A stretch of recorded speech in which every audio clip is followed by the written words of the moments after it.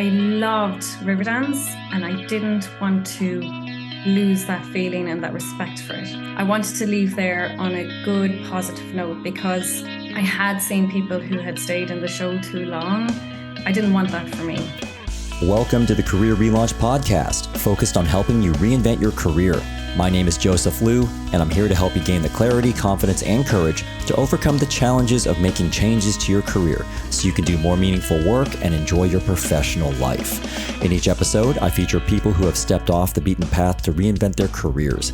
We talk through their unique personal journeys, the challenges they overcame, and the lessons they learned along the way to help you understand what it takes to relaunch your own career.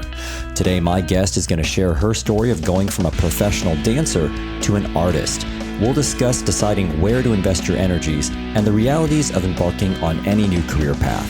Afterwards, during today's Mental Fuel, I'll share my thoughts on figuring out the right moment to move on from your current job.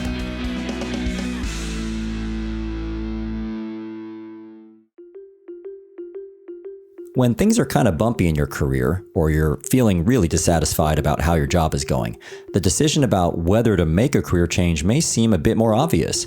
But what about those times when things are going well in your career, but you just have other career interests you've been wanting to pursue but haven't gotten around to pursuing? Do you keep riding the wave and continue in a comfortable career where you already have a proven track record of success, or do you make the leap and try something else? Today, I'm speaking with Aisling Drennan, who used to be a professional Irish dancer with Riverdance, performing internationally for almost a decade. But with her sketchbook and paint box in her suitcase, always had an interest in art. Originally from County Clare, Ireland, both of her parents danced, and she was surrounded by dance and music growing up. So it seemed very natural for her to dedicate her early life touring around the world and dancing professionally. But she eventually began a gradual, steady career transition into the world of art. And in 2012, Aisling relocated to London to complete her master's degree in fine art at Central St. Martin's. She's now a full-time abstract expressionist painter, balancing her artistic endeavors with motherhood after the birth of her son in early 2022. Her work has been featured at the Royal Cambrian Academy of Art's annual exhibition, Gordon Ramsay's new restaurant in the Savoy Hotel in London, and as Fujitsu's featured artist for a global media campaign. So I know we haven't featured a ton of artists on this podcast in the past, so I thought getting Aisling onto the show could provide a unique behind-the-scenes glimpse into the world of stage performance and what it takes to turn your creative interests into a viable full-time profession. You can get all the show notes from today's conversation at careerrelaunch.net/97. Aisling spoke with me from her art studio in London, England. All right, good morning, Aisling, and welcome to the Career Relaunch podcast. It's great to have you on the show, and I'm really excited to talk with you about your time, both as a dancer and also now as an artist. Good morning, Joseph. I am very pleased to be here chatting with you, and it's always such a pleasure when people have an interest in what I do. So thank you.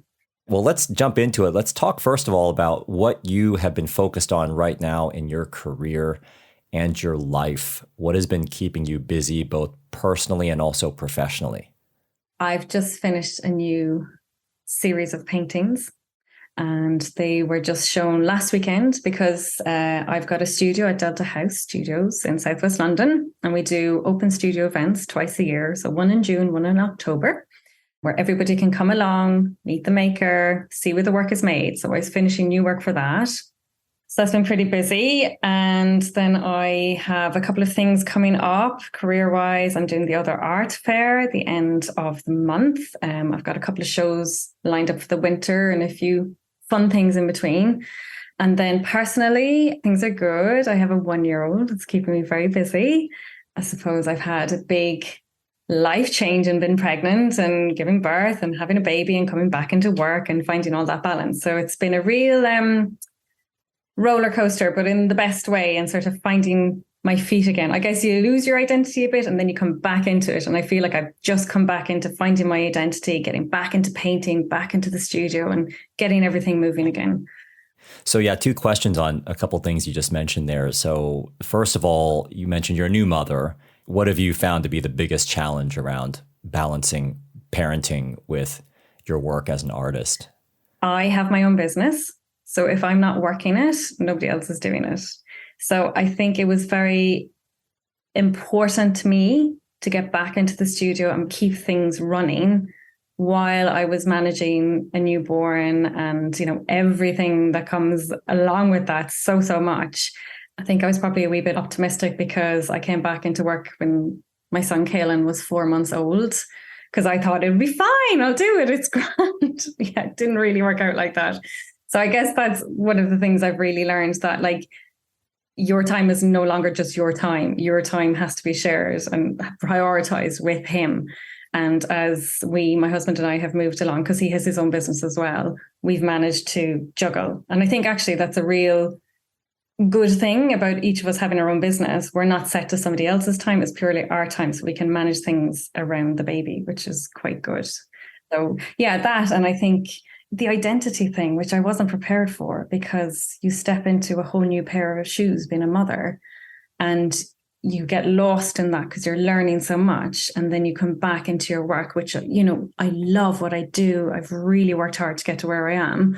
And then you have to find it all again. You have to find yourself. And it's sort of an interesting new path. Like I'm the same person, but I'm different. And I'm still finding my way around that.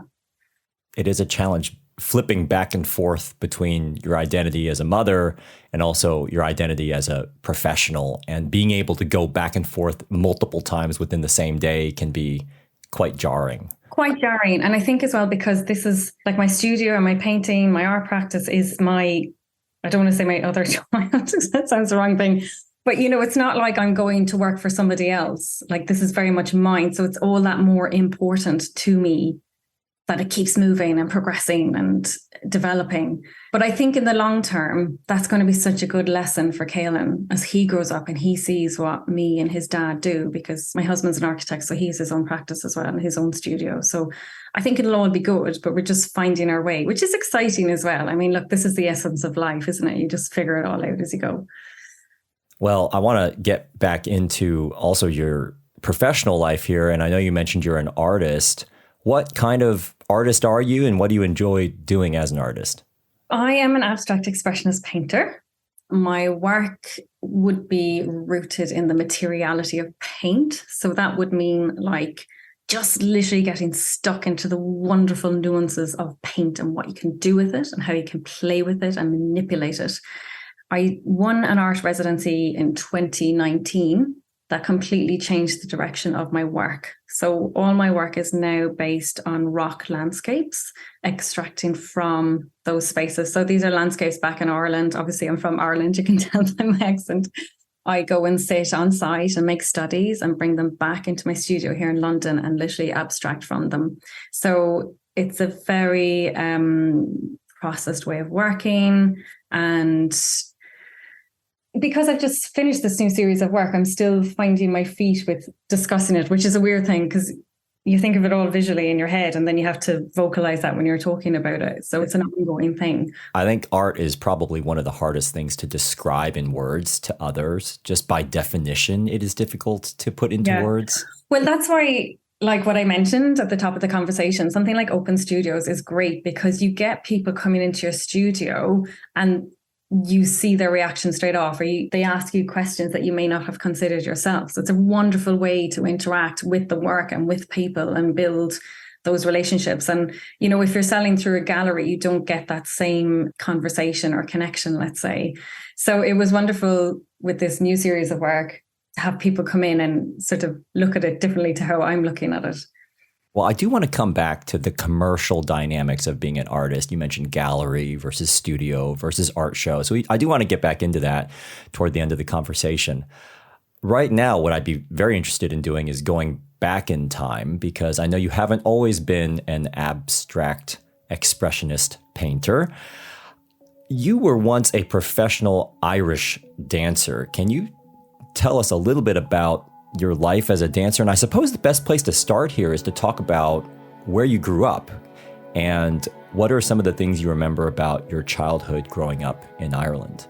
Oh gosh, I had an amazing childhood in Ireland. I grew up in rural West Coast Ireland, County Clare, North County Clare, so right on the Atlantic Ocean, and just very free, very open, very fresh childhood. And typically, I don't know if it's the same now, but growing up in, 80s Ireland, like everyone who went to school, there would be an Irish dancing teacher that would come into the school and teach the basics. It was sort of like your physical education in a sense. But both of my parents were dancers, so they brought my sisters and I along to Irish dancing classes, and that's where it began, really. Were they professional dancers? No, it's the type of thing, particularly I think like where I'm from in Ireland, my parents are both from the west of Ireland as well, and culturally it would be very normal that like somebody would dance or somebody would sing or play an instrument or something like that. So like my parents had a hotel and a bar, so there was always music and dancing and something performative going on, and you were just always expected to get up and do it, whatever you were able to do. So my parents were both dancers, so there was always dancing in the bar. So I just grew up with it very naturally, which is totally normal for that part of Ireland, really. Yeah, so then I started going to Irish dancing classes and started competing. And at the time, I mean, there was absolutely no sense of being professional. And professional Irish dancer, what is that? No. And then, of course, in 1994, Riverdance arrived on the scene at the Eurovision Song Contest, and it just changed the landscape like massively. And I was 12, I think, when Riverdance was on the Eurovision. I remember watching it with my family because it was such a big thing in Ireland, the Eurovision. I want to do that. What is it? I want to do it. I want to know more. Riverdance obviously went international and they started to audition people. So I auditioned when I was 16 and I got in. I left school for a year to go on tour. For those not familiar with Riverdance, it's this big theatrical show that features traditional Irish music and dance. It's sort of like the quintessential Irish dance show. And as I understand it, and as you alluded to, it was originally this interval act at Eurovision, and then it turned into this huge stage show production in the early 90s, and now it's been seen by over something like 25 million people and considered to be one of the most successful dance productions in the world. So kind of a phenomenon. Could you just explain the audition process to get in there? Thinking about the phenomenon of it, like for just anyone who's not aware of it, like I think I performed in over 400 cities, 50 countries over all the continents. And that was over so many years, just literally touring and touring and touring. So it was big, big, big. So yeah, the audition process it's something that I still think about now because I learned so much on that day. It was in Dublin. I got the train up with my mum from Limerick up to Dublin, and the train broke down on the way up. And of course I was really stressing because we were going to be late for the audition. And my mom rang the dance director and said, "We're so sorry, the train is broken down." She said, "Don't worry, there's other people on the same train. They're coming too." So there was me and I think 3 or 4 other girls, and we were all late going into the audition because of the train. And we walked into this massive dance studio, lined with mirrors, and everyone is dressed in black with their number after auditioning, and we're the last ones to come in. So we have to audition in front of hundreds of other girls and boys. And I just remember thinking, oh God, this is so hard. And I think 2 of the girls that I auditioned with were champions. One was a champion in the year above me, going back to the competitive side. And one was the champion of my age group, if I remember correctly. And they didn't both get in. I got in. But it was just something that I thought about sort of on reflection, that like not everybody can always be the champion, and you don't always win everything, and you just have to be your own champion, if that makes sense. It was something that I learned from that process, like because I remember feeling very intimidated, like going in with champion dancers, and I had done quite well competitively, but I hadn't won like major titles or anything like that. And I was late going into the audition, and it was just like a complete, oh God, this is the worst day of my life. At 16, when everything is so dramatic. Of all days, yeah. Yeah, so I got in, and what happened at the time was you started doing workshops, which were, oh my God, unbelievably hard. I remember coming out of them and just not being able to walk, like my feet were full of blisters and my legs were killing me. And it was just a whole different level of training to what I had competitively, like in my dancing school. And then what they do is at the time, it's different now, but at the time they would send you out on like corporate gigs. So like, like I was 16 in school and I was been flown here, there and everywhere to go and perform at all these very fancy events, and then sitting back down on a Monday morning, well, Aisling, how was your weekend? Grand. I was over dancing at, the Golden Globe Awards, and there used to be like just meeting all these people. It was mad, but it was great fun. So how did that work with school? Because you're 16. You are, I guess, for a normal child who's not performing, you'd be going to classes every day and kind of doing whatever you want on the weekend. How did that work with balancing school and being on tour with this huge company? I don't know. I grew up in a very rural, very small part of Ireland, and it's not like there was a whole load of other distractions. Do you know what I mean? I used to go to school, and then I would come home and have a snack, and I would practice my dancing, and then I would do my homework, and that was kind of my day to day. And then I would be competing on the weekends. So now it was just I might be doing a gig, flying off somewhere to do a gig. And it was just, I don't know, it just rolled into it. And I was the youngest of three. So I think... You have two older sisters, right? Yeah, I have two older sisters, and one of my sisters ended up in Lord of the Dance, which was another big one. Yeah. So for my parents, we were just always busy dancing. It was kind of just, I don't know, you just do it, don't you? And were you thinking that this is what you were going to do after you finished secondary school, or what was running through your head during the early years? We'll get to the later years in a moment, but just the early years as a child. Dancing, what were you thinking? How did you think this was going to go? How did you want it to go for you? Or did you even think about that? I've always been really focused and sort of just knew from a very early age what I wanted to do. And I just knew I wanted to get into Riverdance, and then I wanted to go to art school, and that was it. And I didn't want to do anything else. And luckily it's worked out that way, because I know a lot of people, it can take time to really find what they want to do and find their place. But I was just very focused and just started to put the points in place that I needed to make that happen. And was there a reason why you wanted to be dancing as part of the show instead of just going straight to art school, if that was what you had wanted to do long term? I mean, I knew there was a window for being a professional dancer. I knew I could go to art school at any time.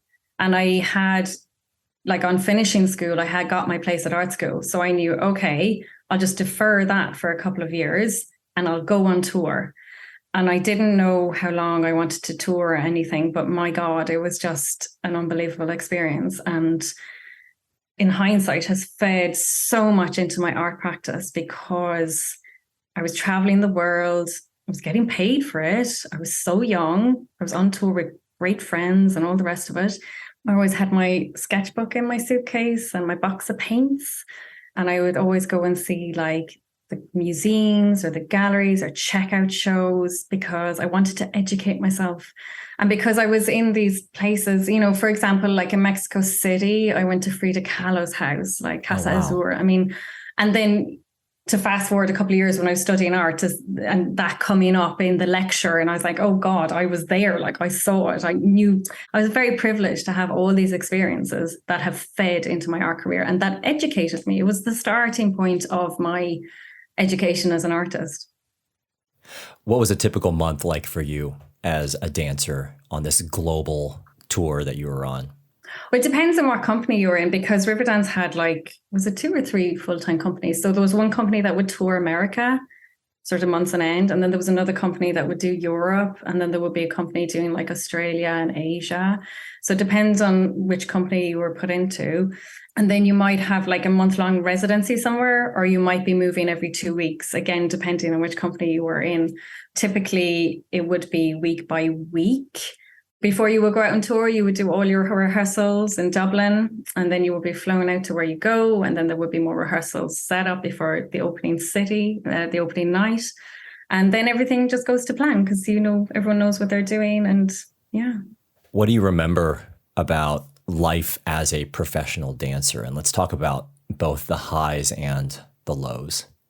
The highs, I think, definitely, I'll never forget the electricity of doing the final choreography to what I think now is quite iconic, the music of Riverdance. And the lights going up and the audience standing up and everyone cheering, and just feeling that electricity. It was just amazing. And I used to think, my God, I'm this girl from a very small part of Ireland, and look at me on Broadway, or look at me, I don't know, in Tokyo, wherever it was, like, and making all these people stand up and feel happy and amazing and bring them along this wonderful journey. That was amazing. I thought that it still stays with me. Lows, I don't know, I guess sometimes it was hard because you were living out of a suitcase for months and months on end, and you might miss family events, or the environment sometimes was a little bit tricky because, you know, you were all together all the time, like you were working and eating and socializing, and, you know, sometimes it was a lot. But I think it was a really good life lesson in managing friendships and learning how to deal with people, because we were all quite young as well and finding our feet. So, but I mean, overall, it was an absolute highlight. Absolutely. One of the things, Aisling, I've always wondered about, I suppose as somebody in the audience watching any show, is these are, and you were, up there every day, every night after night, day after day, I'm assuming performing the same exact choreography pretty much for every show. Did that ever get repetitive? Or this is not meant to be a leading question. I've always just genuinely wondered if it feels repetitive or not, just because you're just in the zone when you're up there. Yeah, because I've often wondered about, like, I don't know, Britney Spears, does she ever get sick of singing Hit Me Baby One More Time? Yeah, exactly. Like, can you really bring the same energy on day one as day 200? I don't know. I think I just loved it. I really loved it. I mean, if I was still doing it now, I think I'd feel fairly lethargic about doing the same choreography over and over. The music was always amazing. And, you know, I was with my mates. I was in my 20s. For some people, it may became a little bit repetitive, but no, for me, I just loved it. I still love it. Like, so, and I hope I will always dance. I don't really dance so much anymore. Obviously, I'm a bit past it. The last time I properly danced was our wedding, and that was amazing because I had all my friends from Riverdance there, and we all got up and did Riverdance. And oh wow! yeah, like I was the entertainment at my own wedding. So it's a good wedding to go to, yeah. Yeah, but it was amazing for all the guests, obviously, and like I loved that I had, you know, those friends. Like, we literally grew up on the road together, and we're still really good friends, and we're all having kids now, and we're living in different parts of the world, but like we're still connected. And I think that's so special, and I'll have those relationships for the rest of my life, and I have them only because of Riverdance. Like, I owe so much to Riverdance, and I mean, really, I owe so much to my parents because they took me to Irish dancing classes and they took me to competitions, which then led me to audition for Riverdance. And then Riverdance gave me this whole opportunity, which has fed into my art career now. So, like, you know, everything has this linked up effect that one thing is fed into other, all creatively as well, which is lovely.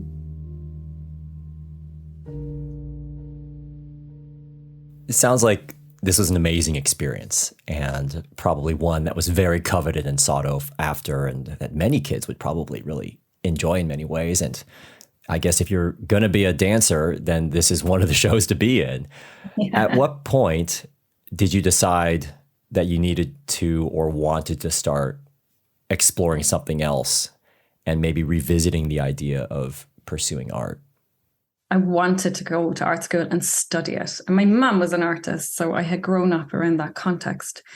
I do clearly remember I was on an American tour. We had a residency in Boston for a month. And every morning in the hotel, they would drop the newspapers at my door. So I used to take the paper and I'd bring it down to the dressing room before the show, sitting in the theatre, doing my hair and makeup, and I'd be flicking through the paper, what's going on in the world. And in the art section, there was a caption saying, "Leave the stage before the stage leaves you." And it just resounded with me straight away. And it was an interview with a prima ballerina who was retiring. And I don't know, something just clicked. Like, I loved Riverdance, and I didn't want to lose that feeling and that respect for it. So I wanted to leave the stage before the stage left me. So I wanted to leave the stage like on a high with all the love I have for it, rather than just staying there for like the lifestyle or the money or just because my friends were there. I wanted to leave there on a good, positive note, because I had seen people who had stayed in the show too long and they weren't very happy and they were a bit negative and things like that. And I just didn't want that for me. So that was the point. I knew that that would be my last tour. And that tour was 8 months long. And I was like, right, I can do this. And then, all right, I'm going to go back to the art school and just say, I'm going to come next September. And that was it. This is such a hard decision, right? Like on the one hand, I guess you could argue it either way. You're at your best and you're at your high as a dancer or in any profession. And do you just keep going or do you leave while you're ahead? And I think that's a real big challenge for a lot of people, deciding when to leave. Deciding when to leave. But I think sometimes things just fall into your lap, and sometimes something will hit you and you just have to go with your gut. And something I've learned more and more the older I get, like to trust your gut and instinct on things like this. Like I could have stayed there just touring and touring and touring, but then I wouldn't have been happy. And I think I would have, I don't know, sort of got the fear of it about what I was going to do next and all that. So I feel quite lucky that I had the balls essentially to just go, right, I could have stayed. I was very happy there. They were happy with me. Contracts were coming in. It was all good. But made the decision and just stuck with it and went for it. And as I understand it, you went back and did an undergraduate in fine arts. And then you also eventually did a master's degree in fine art, but you were still touring at the time. Is that right? How did that, again, I guess going back to my original question, how did that work out? Because it didn't work, I know. So I had a really good relationship with Riverdance. So when I said I was going to go to art school, they said, great. And then basically they offered me work for every summer holiday or Christmas holiday or sporadic weeks here and there where I would go back on tour, which was amazing for me because I was a student. So I was going back on tour, making money, coming back into uni and, doing what I needed to do. And it just kept me going basically. And when I finished my undergrad, I took a year off between doing my master's degree. So I went back on tour for a year to make money to do my master's degree. So thanks to Riverdance, I have no student debt, which is really great. Another benefit. I remember we were talking last time, and while you were a student, you did take up a few side jobs, if I remember it correctly. Waitressing, dog walking, everything. PA. Initially when I left Riverdance and I started in my undergrad in Galway, on the west coast of Ireland as well, in Riverdance, we had this amazing lifestyle. There would be opening parties and closing parties and champagne and caviar and all the rest of it. To being a student where it was like beans on toast and, crap wine on a Wednesday night or something like that. It was a massive change, but it was really good fun and I was up for it and all the rest of it. And then, when I came to London to do my master's degree, I really had to hustle, because London is very expensive. I was a student, I was on my own. I didn't really know anyone here. So I was very determined though. And I had got my place at Central St. Martin's, which I was so happy about because it's an art school that I had really admired. And I was thinking about this recently that there was a point, my master's degree was 2 years. And in the second year of my master's degree, I was nannying 3 children. So I would get up at 5 a.m., go to their house, get them up for school, get them fed, bring them to school. Then I would go down to my studio at Central St. Martin's for a couple of hours, do my painting work. Then I would go to the library, do my thesis work. Then I would come back, pick the kids up from school until do their dinners, everything. Leave them at 7 p.m. Then I would go to my waitressing job and waitress till 11, 12 o'clock. And then I had to walk a dog because I was living in a house with a very good rent. But the deal was I had to mind the dog. So I was always walking the morning walk and the evening walk and all the rest of it. And now I look back at it and I think, Jesus Christ, how did I do that? It was so much. But I think it was just sheer tenacity. I was so determined to keep this going and to make it happen. And at the time in the first house with the dog that I lived with, there was also, it sounds like a joke, there was me, the artist, there was an actress and a comedian, and we used to all rotate around this dog because the man who owned the house was a BBC rugby commentator. So he was always going off on rugby tours and we would mind the dog, and it was just really funny. But it was really good for me to be living with other creators because we were all, struggling to find our way a bit. And, I would miss out on an exhibition and they would miss out on an audition, and we'd sit down and have a glass of wine and have a moan about it, with the dog and all that kind of thing. You hustle and you find your way to start off because it is hard, getting going and starting off, especially in London. I also want to talk about your time as an abstract painter. So let's talk about your journey, because you finish up school, you decide you want to be an artist. What were the early days like for you? And where were you doing your art? How did the logistics of all this work out as you're starting off as an artist? What do you do? I graduated in Central St. Martin's in 2014. And I came bouncing out of art school and went, yay, this is great. I've got my master's degree. And then went, oh God, how am I going to make this work? Should I stay in London? Do I need to go back to Ireland? Where do I want to be? And I think in art school, it's this amazing environment and everyone's on the same wavelength and it's just full of creativity. And there's so much going on between fine art and fashion and creative writing, because there's all these different departments and this buzz of creativity. And then you come out and you go, oh Christ, where do I start? Let's just say there isn't a whole lot of focus on professional practice in that sense. I took some time just to gather myself a bit. I was still living in the house with the dog, so that was great. And I was still nannying, so I was able to keep myself ticking over. And then I thought, right, I'm going to stay in London. I'm going to give it a go and see what happens. And I started looking for an art studio, which was just impossible. Like I just was not able to pay for rent on my living and pay for rent on a studio. But then one of the girls I had studied with was a waitress as well. And her boss had an old kebab shop that was no longer in use. So he said we could have it for free. It was on the Holloway Road if we wanted it. And we said, yeah, let's go for it. And my God, it was horrendous. It was freezing. It stank of like oil and chicken and it was dusty, but it was a starting point. And then, you know, this is the way it happens. Like that was my first studio in London. It was free, starting points. And now I've got the best studio I've ever had. And I love my studio now. How long were you at the kebab shop?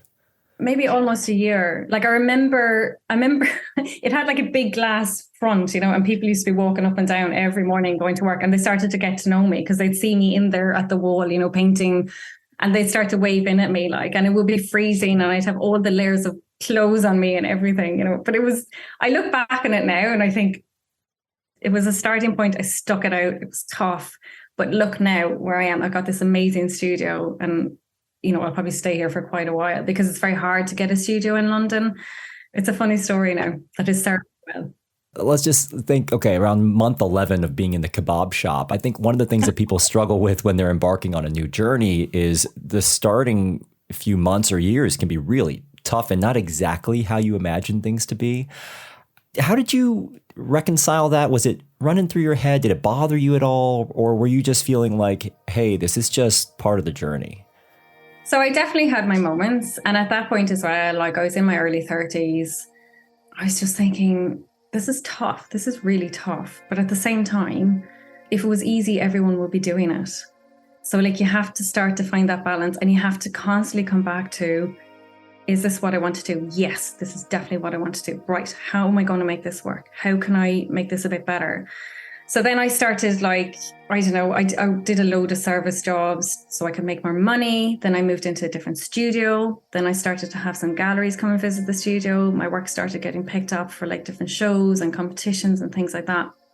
And then you start to understand as well, like you have to think about the long game. Like this is not just going to happen straight away. Like you really have to apply yourself and understand that like this is a lifetime career. Like I will still be painting in my 90s, whatever age I end up being, you know, and there's no quick fixes around it. And as well, you need that time because you have to develop your work, because the work I was making then is completely different to the work I'm making now. The ethos is the same, but the work is very different because I've matured, the work has matured. What has been the most difficult or challenging part of your journey as an artist? I think fallibility, actually. Understanding that I will make mistakes and I will get it wrong and really embracing that, like embracing them. I think when I was younger, I had a bit of a panic that like, I have to get this right and I'm supposed to know everything. But you don't know everything. You have to figure it out and you have to screw it up because that's how you learn. And I think once I accepted that, and understood that this was about making mistakes, getting it wrong, and it's about time, then I was able to progress. And, again, it goes back to that when I was auditioning for Riverdance, like, you have to be your own champion. You can't be the champion of everything, but you have to be your own champion for you so you can move forward. Does that make sense? That does make a lot of sense. Yeah. I guess especially as an artist, you're going to get all sorts of subjective critique coming your way, and you're not going to be able to please everybody as an artist. So I guess you have to be that much more self-assured to believe in your work. Yeah, you really have to. And you have to understand that, like, even now as a mother, my son is in daycare this morning. So like, you have this new added expense, but you have to spend money to make money. So I'm investing in my time by putting him into daycare, which means I can progress, that I will do better. It's always changing as well. I think that's another thing that I've learned as well, that I have to be really flexible, particularly now as a mother. And I think in terms of the work and my paintings development, I had a lecturer in art school who used to always say to me, Aisling, you need to decide where you're going to place yourself as an artist. And I could never understand that. I could never get my head around it, but I understand it now because I'm so much more confident in what I'm doing and the work. I know where to place myself, and I know which box, let's say, within the art world I want to put myself into. But it's taken me years to sort of unravel that in my head. Can we also talk about the commercial side of being an artist for a moment? Because you did mention there's a bit of a trade-off here. So obviously you got to invest in the nursery and you've got your bills to pay. I think there is probably at least an external perception out there that it's pretty hard to make it successfully in the art world. And in fact, there's this term, starving artist. And so can you explain in your own words, what has it taken for you to make it as an artist? When I was in art school, so granted, we're going back a good 10 years now, there was always the hierarchy of the gallery. Whereas now you can have so much more self-autonomy as an artist. You can have so much more control. And I'm not saying that there isn't room for everybody. Of course there is. But I think with the rise in the online art market, something like COVID as well has really reshaped how people buy and sell art. I think now you can really just sell for you. Like, for example, like the open studios, when people come and meet me, they see the work in the studio.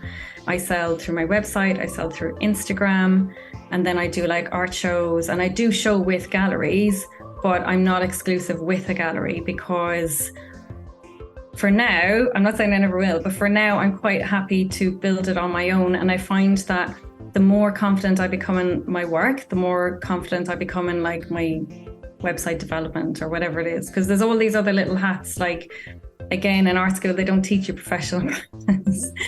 It's all this stuff that you have to learn when you come out, contracts and agreements and tax and all that grown-up stuff, that you have to deal with. You go for it. Again, it's the tenacity. I want to do this. I want to make it work. I want to be able to pay for this studio. I want to be able to pay for my bills. How am I going to do that? Well, I have to get up and talk about my work and tell everyone how great it is, because I do think it is great. And I'm in this for the long game, and I want to build relationships with collectors, which I am doing, which is lovely because they come back and they buy again and again, and they say, oh, Aisling, you've changed your palette or you're moving into a different area. So it's wonderful to build that. And I think we're living in the age where like people want that experience as well of, if someone buys my work, like they love to be able to say, oh gosh, this girl is from Ireland and she used to be in Riverdance and now she's an artist, and it's this whole story and Riverdance has influenced her work. And I'm really happy to share that with people. The last thing I want to talk about before we wrap up with an art fair that you're going to be exhibiting at very soon here is just some of the lessons you've learned along the way of your very interesting career change journey. What have you learned about yourself as you have made this pivot from being a professional dancer to now a professional artist? I suppose it would go back again to the idea of tenacity, that like I didn't realize, like I always knew I had really good discipline and application from being a dancer. Like that is just drummed into you. And I've been able to carry that forward into my art career, which has been brilliant. And I think learning that you can cross-pollinate from one creative area into another is a really wonderful thing. Learning to trust myself more, definitely. And I think I said this earlier as well, like trusting my instinct on things. And again, that's a confidence thing as you grow, and particularly within the arts, like because it is also subjective and there isn't like one clear path with it. but knowing that you can just follow your own timeline, and that's the best way to do it. I think there was a point where I felt like, oh God, I should be doing this because I'm this age. And now I'm kind of like, oh no, not at all. Do it all whatever way I want to do it. Like I never stuck directly to the societal terms around how you should be doing things. But like I've always pretty much trusted my own gut. Like even when I was 16 going, I just want to get into Riverdance and go to art school. I've always had that attitude of like, no, okay, now I think I'm just going to move to London and go to art school and then I'm going to make it as an artist. How am I going to do that? I don't know, but I'll figure it out. Like, and understanding you don't know it all. You have to just wing it. And then everything happens for a reason and it will fall into place. Anything in particular surprise you about making a pivot at the point in your life when you did? I think I've reframed a lot of thinking in my head about how to approach things, and that's been really good. And I think I've been very conscious of surrounding myself with good people. And I mean, like even in my studio, there's some amazing artists here, but they're also friends, and they're people that I can bounce ideas off. People that will help me grow is really good. And that's why it's good to have good people around you. And my husband is, he's super supportive. He loves what I do. And, he'll come in and critique what I'm doing. And his visual training is different to mine. Like I said earlier, he's an architect. His viewpoint is quite different, but we'll have really good discussions about it. So like all these things add up and help me move along. So win-win. And if there's somebody out there who is maybe in a job, or if they're in a role where they're not quite feeling like they should keep doing it, or maybe the time has come for them to move on, as you were describing before, that they're thinking about leaving the stage before the stage leaves them, but they haven't done it yet, what would you say to that person? Oh, it's so funny, Joseph. I've met so many people like at art fairs or who come to my studio and they'll say, oh, I'd love to be doing something else. I really don't like my work, but I love the security of it. And I'm just like, life is too short. Do it. If it doesn't work out, it's okay. The world doesn't end. I have a friend actually who's been saying to me for about 5 years, I don't want to be doing what I'm doing. I'm like, do it now, because you don't want to be saying this to me in another 5 years, because then 10 years has gone by, So I would say, do it. Life is for living. You want to do what you love. It's going to be difficult. Of course, it's going to be difficult because nothing is easy. If it is easy, it's boring, right? You want to have a bit of fun with it. Go for it. That's what I'd say. Now, we haven't had a ton of artists on this show. A lot of the people who have been featured have either come from the corporate world or maybe they're in more traditional white-collar office jobs. One of the things that you had talked to me about before we started recording was this idea that we need creativity in our lives. What did you mean by that? Okay, I think a good example of that would be the pandemic. When everything shut down, you weren't able to move, to get out, to do anything. I think so many people relied on music or art that was in their house. TV, movies, all those areas of creativity.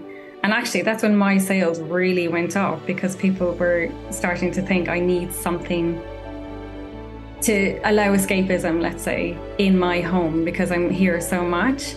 And I think creativity is essential to society. I think we need it. I think it's so important, and people always need to remember that, because without it, can you imagine life without any color? I mean, color in the broader sense. What's the point? I want to wrap up with something that I know you've got coming up right around the corner here. Can you tell me a little bit more about the Other Art Fair, which is being held at King's Cross in London from the 29th of June to the 2nd of July?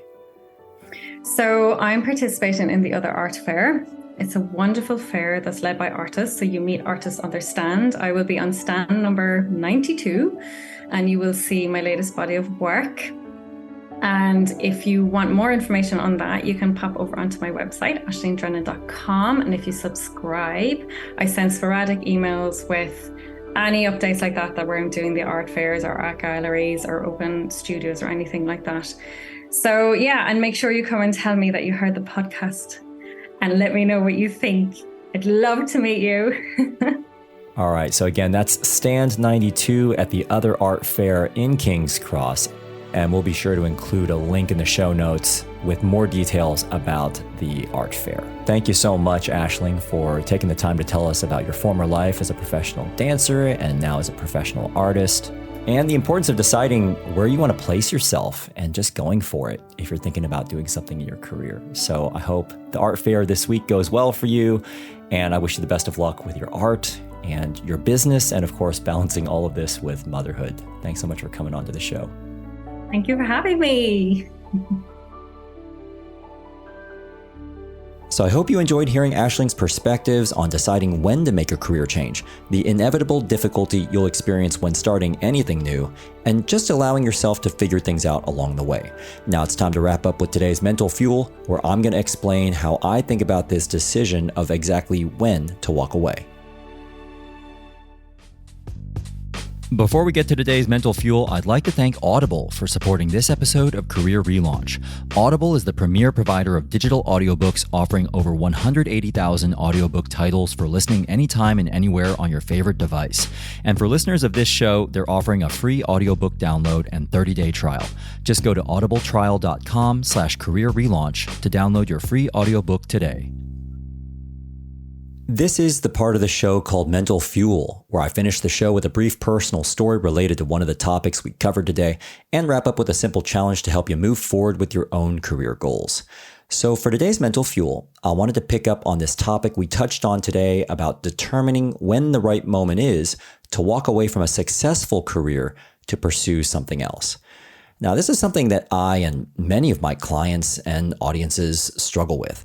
Do you cut your losses and quickly move on sooner rather than later? Or do you finish what you started? Do you walk away when you're at the top of your game? Or do you stick things out until you have nothing left to give or gain? And the reason why answering these questions is so hard is because there's not really one right way to go about it. I could really argue it either way. Just to share two quick personal anecdotes from my own career. If you're a longtime listener to this show, you probably already know I used to work as a marketer in the corporate world for many years. And although deep down, about 8 years into marketing things like bin liners or drain opener or luxury desserts, I kind of started to feel like my heart just wasn't in marketing like it was at the start of my career. I still struggle to extract myself from the corporate world because the more I invested into it, the more I felt like I needed to keep going. I felt this myself, but I was also being told by colleagues, like my manager's manager, that I was on a great trajectory in my career. I was regularly told that if I could just keep doing what I was doing, it was only going to be a matter of time before I climbed further up the corporate ladder, which meant more responsibility, more authority, and of course, more money. In the end, I left my corporate marketing job exactly 10 years ago when I was arguably on a reasonably good path. But I just decided that I wanted to invest my energies into something where I could really put my heart into it, which was and still is the work I do now as a career consultant focused on helping others navigate career transitions. The second anecdote relates to this actual podcast. If you're a longtime listener, you may know that in late 2019, I actually decided to stop putting out new episodes of this podcast. As I mentioned in the fall, now that we've come to the end of the year, I'm going to be taking a break from this podcast for at least a little while so I can devote my energies to a new project I'm working on. At the time, I decided to do this partially because of my bandwidth, but also because I actually felt like things were going pretty well with the podcast. I felt like the show had momentum, the content was working, I had energy for the show, and although I had just started to feel like the show was stretching me a bit too thin, I also felt like I wanted to stop while I was ahead and where I could leave things on a good note with the show. Now, jump forward 4 months, the pandemic hit, and suddenly I'm back on the air again. After checking in with clients over the past couple weeks, what's occurred to me is that now people like you, who are probably witnessing your own career and life plans flipping upside down as we speak due to this pandemic, are now more than ever probably in need of some companionship and inspiration. Both things I hope the conversations on this podcast can provide you. So I've decided to restart the show. So what happened was that I thought I was done with the podcast, at least for a while, but due to the pandemic and my own passion for doing the show, kind of just changed my mind. It's not just that I felt like I had more I could give, it's that I had more I wanted to give. There were more stories I wanted to capture and share with others. In both of these cases, you can see that these decisions aren't straightforward. Things may or may not end up as you initially planned, and you may also backtrack.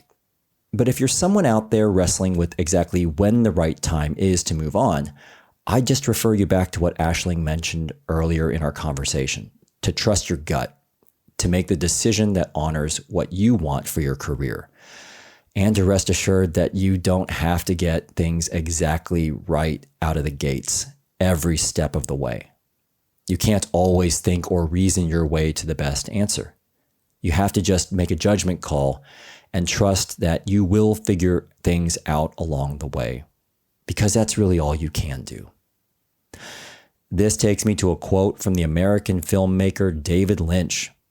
Intuition is the key to everything. In painting, filmmaking, business, everything. I think you could have an intellectual ability, but if you can sharpen your intuition, which they say is emotion and intellect joining together, then a knowingness occurs. So my challenge to you, if you've been pondering whether now is the right time to pursue another path in your career, is to just decide whether you, A, have anything else to gain, B, have more you could give, and C, have more you actually want to give. Because the choice is ultimately yours. I just encourage you to not overextend yourself too much, to not feel like you necessarily have to follow any specific path, and to walk away once you feel that deep down the time is right to move on. If you want to ask me a question about switching career paths or have a story of career change to share yourself, I'd love for you to leave me a voicemail at careerrelaunch.net/97, where you can also find a summary of my discussion with Aisling and learn more about the other art show where she'll be exhibiting her work this week in London. I'd also appreciate you leaving a positive rating and review on Apple Podcasts or Spotify, which helps other people around the world discover the show. Again, you can do all of that at careerrelaunch.net/97. Thanks so much for being part of the Career Relaunch community, and a very special thanks again to Aisling Drennan for sharing her story with us today from London. This episode was mixed by Liam McKenzie. Today's music was curated by Jonathan Rinaldi-Pole, and the Career Relaunch theme song was written and performed by Electrocardiogram. I'm Joseph Liu, and I'll talk to you next time.